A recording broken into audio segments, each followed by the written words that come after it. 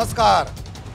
संपूर्ण महाराष्ट्र पाहतोय न्यूज 18 लोकमतवर आज मराठा आरक्षण परिषद होते.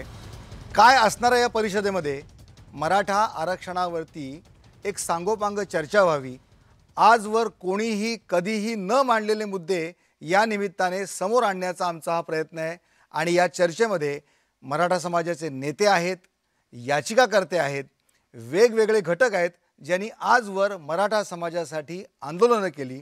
पण आता सगळ्यांचं लक्ष एकीकडे लागलं आहे मनोज जरांगे पाटील यांच्याकडे देखील, की आता मनोज जरांगे पाटील काय भूमिका घेत आहेत.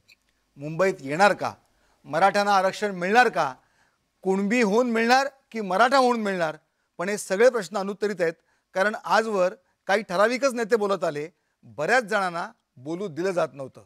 आणि ज्यांना ज्यांना बोलू दिलं जात नव्हतं असे अनेक नेते आज न्यूज 18 लोकमतवर व्यक्त होणार आहेत आणि आपल्या या मराठा आरक्षण परिषदेमध्ये आलेले आहेत. पुढचे 2 तास कुठेही जाऊ नका. मराठा समाजाचे प्रश्न, आरक्षणाचे प्रश्न आणि इतरही अनेक गोष्टींनी चर्चा आपण इथे करणार आहोत. आपल्या चर्चेत सहभागी झाले आहेत दिलीप पाटील, मराठा समाजाचे नेते. स्वागत तुमचं.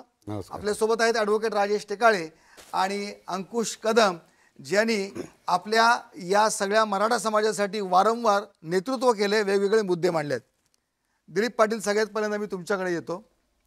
मराठा समाजाला आरक्षणासाठी आता लढा द्यावा लागतोय.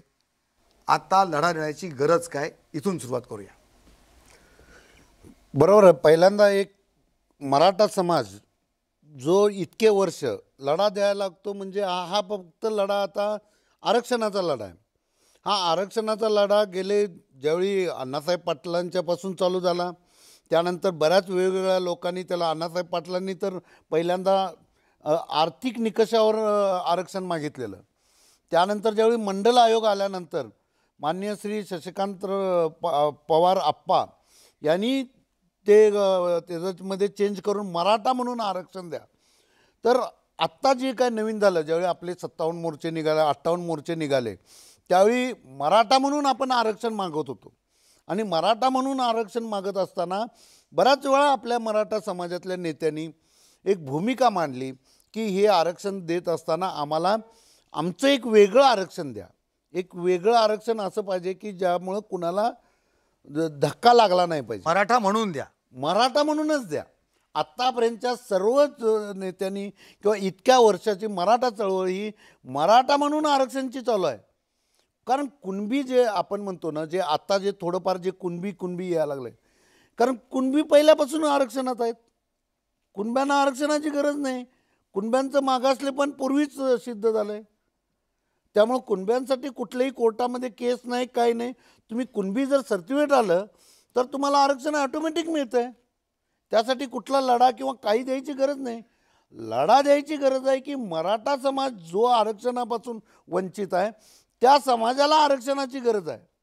बरं. आणि गरजवंत ज्याला आपण म्हणतो ते गरजवंत हे प्रत्येक ठिकाणी आहेत.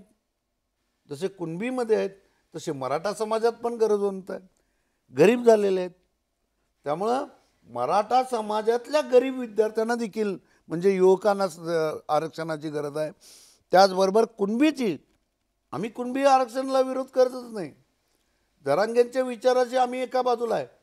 खरं लढा पाहिजे हा मराठा आरक्षण चालवला. बरं, नक्कीच. पण कायदा काय सांगतो, आतापर्यंत आरक्षण कायदेशीरदृष्ट्या का नाही मिळालं? एक तर मराठा समाजाला आरक्षण हवं यासाठी अण्णासाहेब पाटलांनी लढा बांधला. त्याच्यानंतर मेटे साहेबांनी याच्यामध्ये मोठ्या प्रमाणामध्ये आंदोलन केलं. पण मराठा म्हणून मराठा समाजाला आरक्षण मिळावं याच्यासाठी जी मागणी होती त्याला 2014मध्ये नारायण राणे समितीच्या माध्यमातून तो एक अहवाल आला आणि मराठा समाज